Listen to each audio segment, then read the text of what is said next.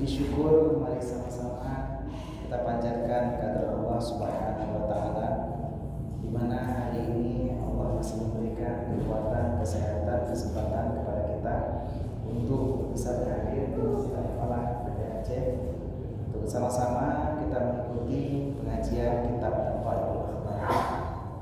Salat beriring salam mari selalu kita sajikan kehadiran Nabi Muhammad sallallahu alaihi wasallam, di mana sampai hari ini kita masih setia mengaji dan mengkaji hadis daripada baginda Rasul, yang mana hari ini kita bercerita masih tentang tiupan sangkakala yang pertama.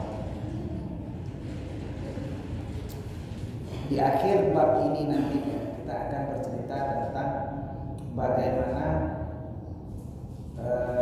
tiupan sangkakala yang kedua dan proses kematian iblis, yang pastinya ceritanya sangat unik, asyik dan menarik. Mungkin kita belum pernah dengar sebelumnya, dan dalam pengajian nantinya apabila ada pertanyaan baik menyangkut ilmu tasawuf dan fikih boleh ditanyakan, ataupun tentang yang lainnya juga boleh ditanyakan. Mudah-mudahan apabila memungkinkan dijawab pada pertemuan kali ini, bila tidak memungkinkan maka akan dijawab pada pertemuan yang depan. Baik, kita mulai pengajiannya.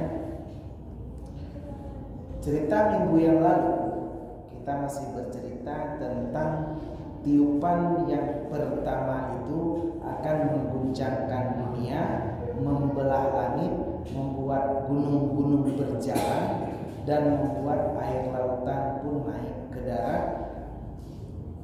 Orang yang hamil akan keguguran kandungannya, orang yang menyusui akan meninggalkan anak yang sedang disusuinya, anak kecil berubah menjadi beruban, rambutnya putih semua, dan setan menjadi heran, bintang-bintang berjatuhan, matahari terbelah, dan langit pun pecah. Manusia menjadi kebingungan dan menjadi lupa. Dan ini adalah maksud dari firman Allah, Inna zalzalatas sa'ati syai'un 'adzim. Sesungguhnya goncangan hari kiamat adalah sesuatu yang sangat besar. Kejadian tiupan yang pertama ini berlangsung selama 40 hari. Ini cerita kita minggu lalu. Kita masuk cerita kali ini. Bismillahirrahmanirrahim. Qala al-musannif rahimahullah ta'ala wa nafa'ana bi 'ulumihi fid dharain amin. Telah berkatalah pengarang, dan semoga kita mendapatkan manfaat dari ilmunya pengarang baik dunia maupun di akhirat, amin. Waruya an ibni Abbas radhiyallahu taala anhuma, dan diriwayatkan, ini arti riwayat, artinya ada hadis Rasulullah tentang cerita ini dari Ibnu Abbas. Ibnu Abbas ini adalah seorang sahabat Rasul, di mana bapaknya juga sahabat Rasul, anaknya juga, sehingga keduanya mendapatkan gelar RA radhiyallahu taala anhuma dari keduanya. Qala, berkatalah Ibnu Abbas, qara'a alaihi salam qaulahu ta'ala, membaca oleh Rasulullah akan firman Allah taala,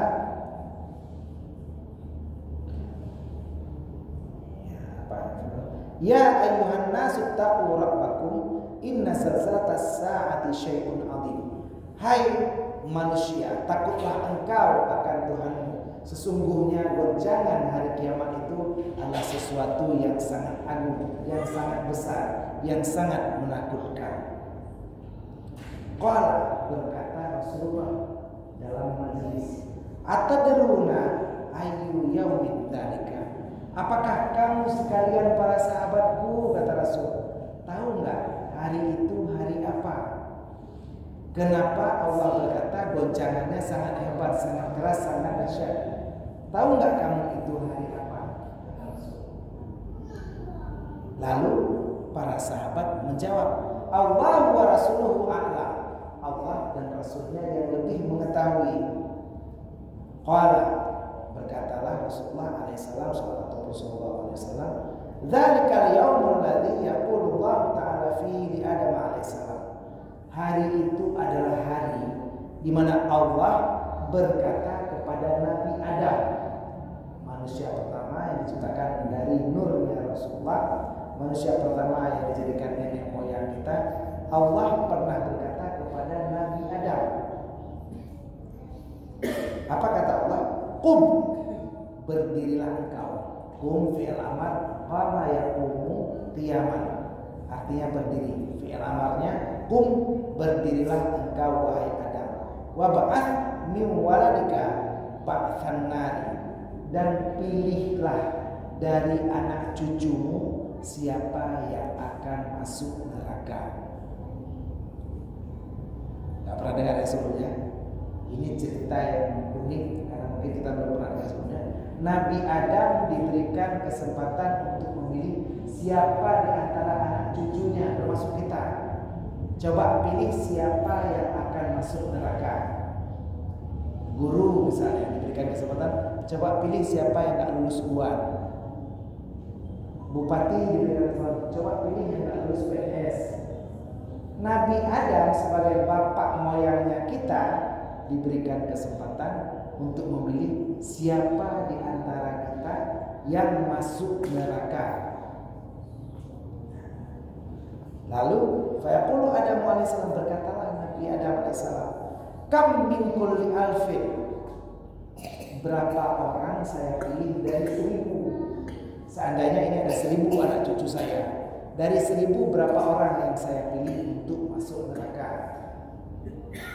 Fayaqulu Allah Ta'ala, maka berkatalah Allah Ta'ala, min kulli alfin tis'ami'atin wa tis'una ilan nari wa wahidun ilal jannati.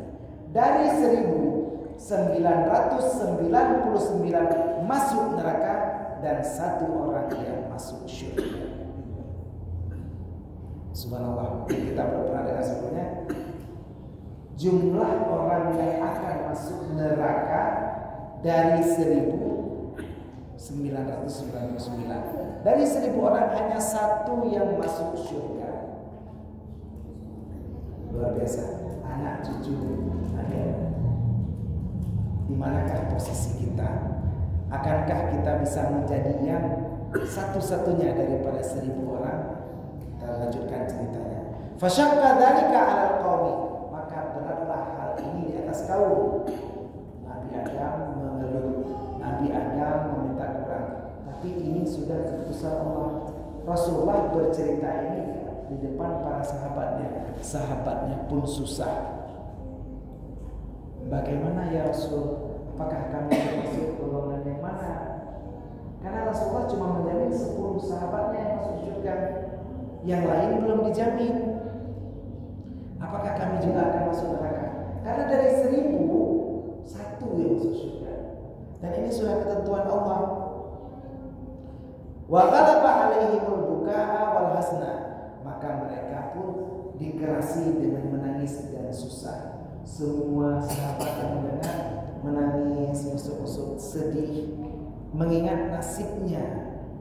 Kami yang bersama Rasulullah, orang-orang yang bersama Rasulullah, makan bersama Rasulullah, tinggal bersama Rasulullah, sholat berjamaah bersama Rasulullah, bagaimanakah nasib kami? Sahabat semua pada sedih. Padahal sahabat-sahabat Rasulullah, mereka selalu mengambil berkah, bertabarruk dengan Rasulullah. Bahkan minuman Rasulullah pun mereka minum. Keringat Rasulullah pun mereka kumpulkan. Banyak sahabat Rasulullah yang mengelap keringat Rasulullah, mengumpulkannya untuk sebagai minyak wangi. Karena bertabarruk dengan Rasulullah, saking mereka ingin supaya siapa yang dekat dengan Rasulullah bisa masuk surga. Bahkan Asma binti Abu Bakar itu mengambil hirbah, tempat airnya Rasulullah, dari kulit unta dibuat tempat air. Di setiap anaknya sakit demam, beliau menuangkan air ke situ lalu memberikan kepada anaknya dan sembuh. Bayangkan semua orang bertabarruk dengan semua apa yang bisa didapat dari Rasulullah. Bahkan keringat Rasulullah karena memang wanginya kasturi, mereka mengumpulkan itu. Seorang sahabat kalau nggak salah, Abdullah bin Abbas, kepada sahabat yang lainnya bahwa halan suah, pecinya hilang. Wahai teman-temanku, di mana ada kalian lihat peciku hilang? Abdullah bin Abbas bercerita bahwa pecinya hilang. Yang lain berkata, ya udah tinggal beli lain. Kalau hilang ambil lain atau cari yang lain. Enggak. Aku enggak mau kehilangan peci tersebut. Karena di dalam peci tersebut ada selembar rambut Rasulullah. Jadi mungkin semua pernah pinjam atau dipakaikan. Semua pernah pakai ini. Sempat terselip rambut Rasulullah selembar di situ. Dijaganya peci ini sampai beliau susah. Nah, sahabat-sahabat yang selalu bertabaruk dengan Rasulullah hari ini ketakutan. Mereka menangis karena mereka takut apakah mereka akan termasuk golongan ahli neraka. Faqala alaihi salam, maka berkata Rasulullah SAW, inni la arju an takunu ruba'a ahli jannah. Kata Rasulullah, sesungguhnya aku tidak menginginkan kalian bahwa kalian menjadi seperempat ahli syurga. Jadi kata Rasulullah, kalau keinginan saya kepengennya kalian ini para umatku, kata Rasulullah, kalau bisa jangan cuma jadi seperempat ahli syurga.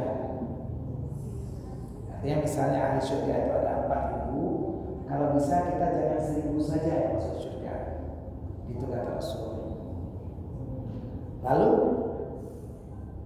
summa qala alaihi salam, kemudian berkatalah Rasulullah SAW, inni la arju an takunu syatra ahli jannah. Sesungguhnya aku kalau bisa, kata Rasul, aku inginkan kalian menjadi setengah ahli syurga. Fafarahu, maka gembiralah mereka. Seluruh sahabat berdesikan ahli syurga sudah diinginkan oleh Rasulullah. Faqala Nabi alaihi salam, maka berkatalah Rasulullah SAW, inilah arju an takunu thalathai ahlal jannati. Tapi aku mengharapkan kalian paling tidak kalian menjadi sepertiga ahli syurga. Jadi mereka hanya bingung. Rasulullah kadang-kadang bilang seperempat, setengah, atau sepertiga. Mana yang benar dari perkataan Rasulullah? Hadis ini belum selesai. Wa qala alaihi salam, lalu Rasulullah berkata lagi, menyambung lagi hadisnya, absyiru, kata Rasulullah, gembiralah kalian, berbahagialah kalian, kata Rasul. Faqala Nabi alaihi salam, berkata Rasulullah SAW, fa innama antum fil umami kasya'rati fi jambil bahiri. Sesungguhnya kalian di antara umat seperti bulu pada lambung unta. Nah, unta itu misalnya warna coklat, bakrutna magaris putih baju.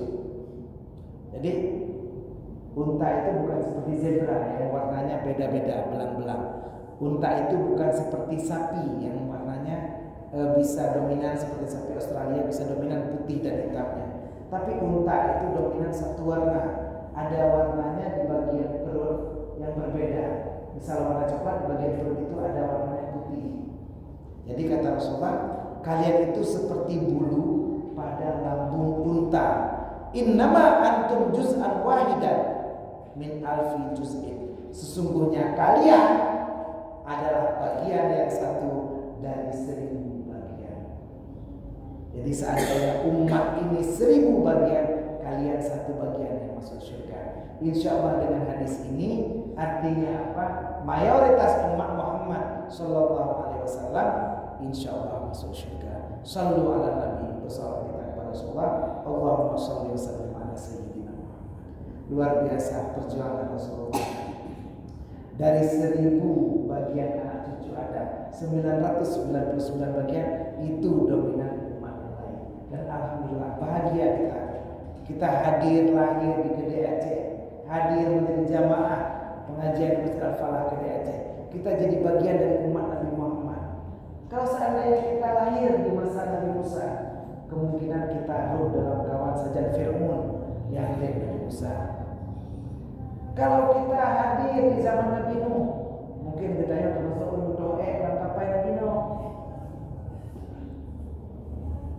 Allah hadirkan, Allah izinkan kita hari ini hadir dan lahir menjadi umat Nabi Muhammad. Maka sangat wajar hari ini kita selalu berselawat kepada Rasulullah. Ada kesempatan berselawat kepada Rasulullah lah yang memperjuangkan kita untuk menjadi ahli-ahli syurganya. Hari ini kita masih berada di bulan Jumadil Akhir, dan ini kesempatan terakhir kita untuk memperingati Maulidul Rasul. Dari 4 bulan yang ikhtilaf ulama dari kelahiran Rasulullah, ini masih ada kesempatan kita memperingati. Kita lihat ada dayah-dayah, ada teman kita, ada tempat-tempat yang berbeda yang masih memperingati Maulid Rasul. Hadiri, kunjungi, berselawat kepada Rasul, dengarkan kisah-kisah Rasulullah. Hari ini kita berada di majelis zikir sambil berniat iktikaf. Saja aku beriktikaf di masjid ini sunatkan Allah Ta'ala, yaitu atikifah fi hadzal masjid sunatan lillahi ta'ala. Ini juga bagian dari sunnah Rasul. Kalau Anda duduk di sini lalu berniat bahwa ini adalah bagian dari sunnah Rasul, maka sepanjang hidup Anda mendapatkan pahala dan kecintaan dari Rasul. Insya Allah Allah golongkan kita bersama ahli syurga dan bisa berjumpa dengan Rasulullah, orang yang mengundang kita ke dalam surganya. Kita bisa minum dalam haud, dalam telaganya Rasulullah. Jadi sekali minum insya Allah tidak akan haus selamanya. Insya Allah seluruh jamaah akan mendapat kesempatan berkumpul dalam surga bersama Rasulullah. Amin amin ya rabbal alamin. Sampai sini ada pertanyaan? Kita masuk ke hadis yang kedua. Ada? Belum? Ya silakan. Waktu malaikat meniup sangkakala yang kedua, umat manusia waktu itu bagaimana? Iya, luar biasa, ini pertanyaan luar biasa sekali, dan insya Allah nanti ada ke depan. Tiupan sangkakala yang kedua, di tiupan yang pertama kita tahu bumi hancur, yang duk iu tiang mengitar tiang, yang duk iu asih dudai, yang duk sampai minde ubah, yang duk iu lampu dudai. Memang kondisi hancur semua berantakan, tapi kita tidak diizinkan Allah mati saat itu. Orang yang kena tiupan sangkakala pertama, maka tidak diizinkan mati dulu. Kenapa? Mereka menunggu tiupan sangkakala kedua. Nanti ada cerita. Begitu ditiup sangkakala kedua, maka seluruh roh diperintahkan oleh Allah untuk keluar semuanya sekaligus. Dan yang tinggal cuma 12 makhluk selain iblis. Ada 12 malaikat, sebentar di depan, ada Jibril, Mikail, Israfil, Israil, dan 8 hamalatul arash. 8 hamalatul arash artinya malaikat yang menanggung arash. Arash itu adalah makhluk Allah yang paling besar, yang paling hebat. Kita hari ini makhluk di muka bumi. Kalau kita pikir rumah kita besar, rumah kita itu cuma berada di Gede Aceh. Gede Aceh berada di Kecamatan Banda Sakti.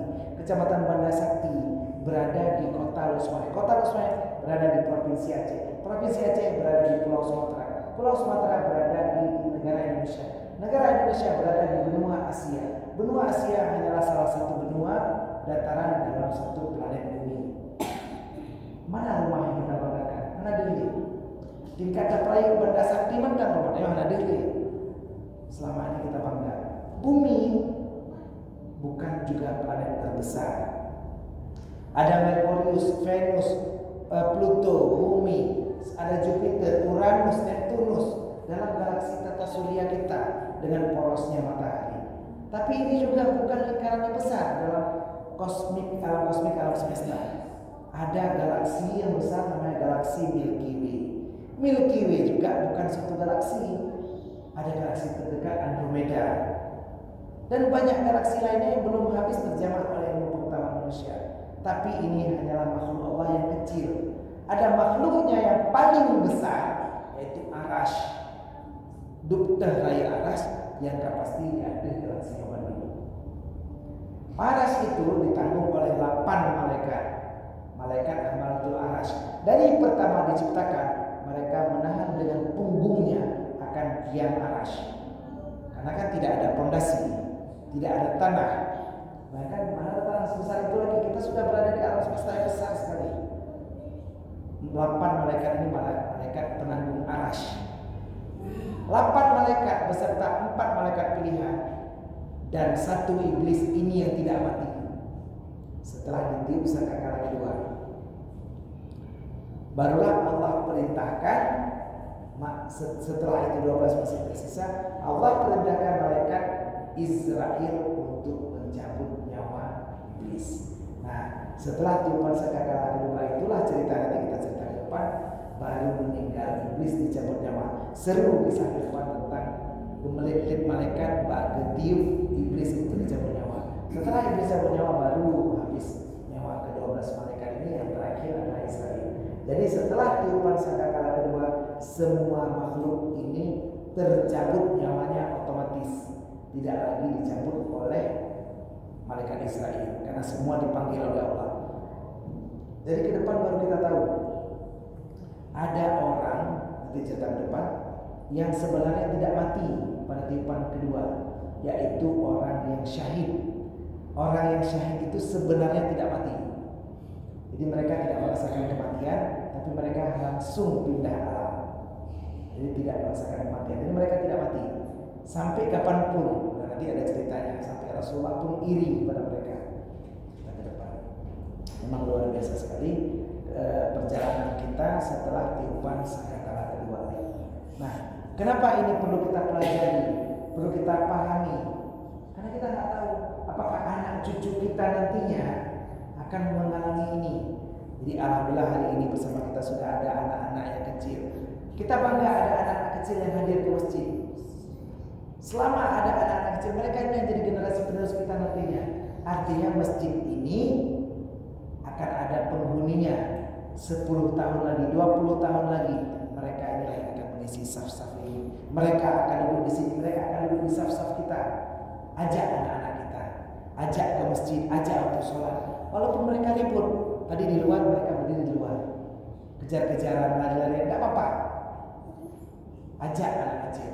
Besok ada sholat subuh berjamaah, ada GPS gerakan pemuda subuh besok di Masjid Syuhada Menggedung. Guru Rizal yang ceramah, alumni Budi Besar. Nah, beliau ceramah sambil kita ajak terus anak-anak kita. Kenapa? Biar mereka tahu apa untungnya berada dalam masjid. Tidak apa-apa, walaupun lompat-lompat lari-lari tidak apa-apa. Biar mereka senang. Kita jadi ajak anak-anak ini bukan hanya ke karaoke, bukan hanya ajak ke kedai kopi, ke warung, ke mandi bola, ke lapangan irak, bukan, ke masjid aja. Mungkin mereka akan jadi saksi bagaimana nantinya tiupan sangkakala ini akan bereaksi terhadap diri. Bagaimana tiupan sangkakala pertama, bagaimana tiupan sangkakala kedua. Inilah bukti kebesaran Allah. Kita berdoa agar Allah selamatkan kita, selamatkan iman kita sampai akhir ajal kita menutup mata. Insyaallah. Dan itu jawaban dari pertanyaan kedua, apa kejadian setelah tiupan sangkakala kedua. Nah, ini ceritanya guys. Wa an Abi Hurairah radhiyallahu taala anhu qala, dari Abi Hurairah radhiyallahu taala berkatalah beliau, qala alaihi salam, berkata Rasulullah sallallahu alaihi wasallam, inna lillahi ta'ala mi'atu rahmatin, sesungguhnya bagi Allah taala ada 100 rahmat. Bagi Allah ada 100 rahmat. Allah punya 100 rahmat, 100 kasih sayang. Unzila minha rahmatun wahidatun alal insi wal jinni wal bahaimi wal hawami fil ardi.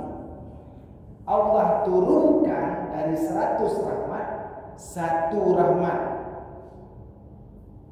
di atas manusia, di atas jin, di atas binatang, di atas hewan di dalam dunia.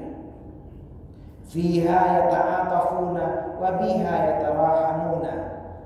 Dalam 1 rahmat ini semua kita berebut. Dalam 1 kasih sayang ini kita bercinta, berkasih sayang, bersenang-senang dalam 1 kasih sayang.